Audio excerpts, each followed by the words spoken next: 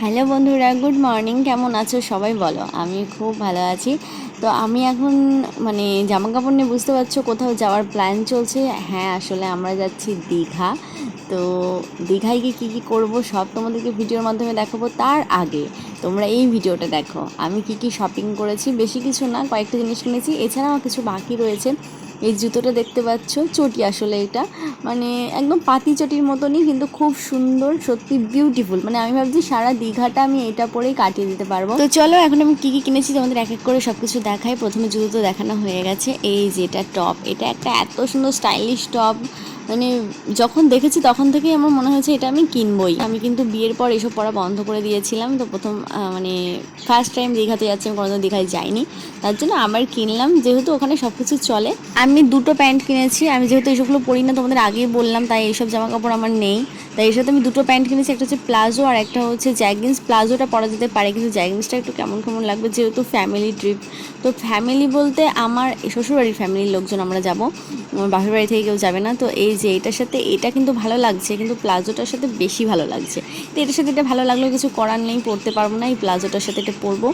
তো প্লাজোটা অসাধারণ সুন্দর। তোমরা জানি না ক্যামেরায় কেমন লাগছে, কিন্তু সামনাসামনি ভীষণই সুন্দর। এত ভালো ভালো জামা কাপড়ের সাথে তোমাদেরকে একটা দুঃখের কথাও আমি বলি। সত্যি এটা আমার কাছে খুবই কি বলবো, দুঃখজনক একটা ব্যাপার। আমি যেদিন জামা কাপড় কিনতে যাই সেদিন আমার 500 টাকা হারিয়ে গেছে।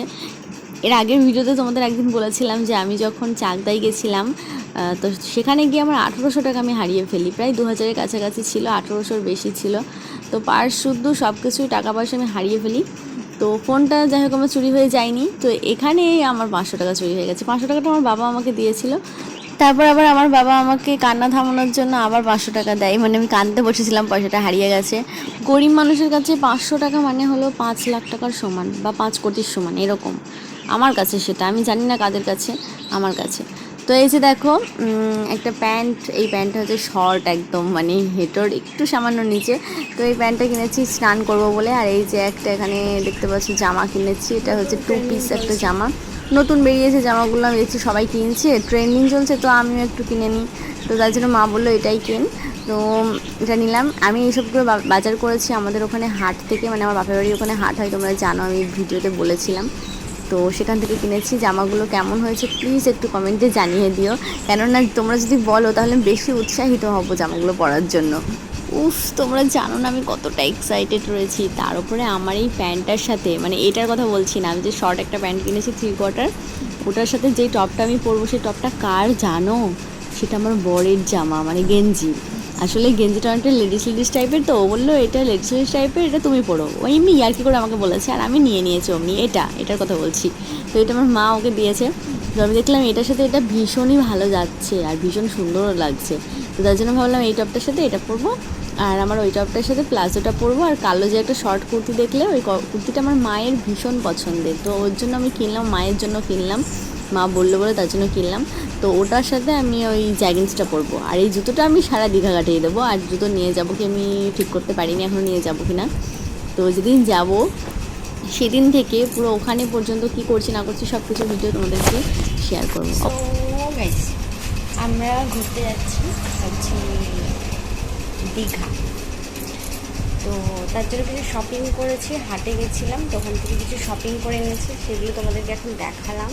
তো সব থেকে আমার পছন্দ হয়েছে এখানে ওই প্লাজো প্যান্টটা, এই যে এটা, আর হচ্ছে এই জামাটা, আর হচ্ছে আমার জুতোটা। উফ, একদম ফাটাফাটি, পুরো বাটারফ্লাই, বিউটিফুল বাটারফ্লাই, খুবই সুন্দর, আমার ভীষণ পছন্দ হয়েছে।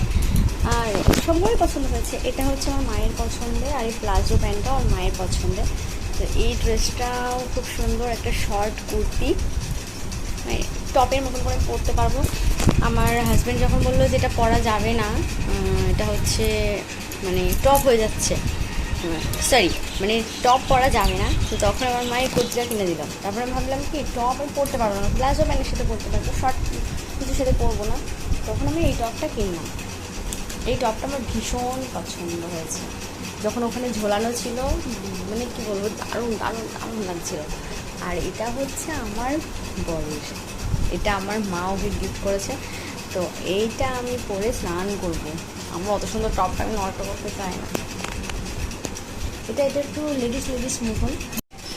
তো আমার এই জিনিসগুলো কার কার পছন্দ হয়েছে, মানে আমি যা যা শপিং করেছি জামা কাপড়গুলো কার কার পছন্দ হয়েছে প্লিজ একটু কমেন্ট করে জানিয়ে দিও। আমার ভিডিও যদি ভালো লাগে তাহলে অবশ্যই একটা লাইক করে দিও। চলো টাটা।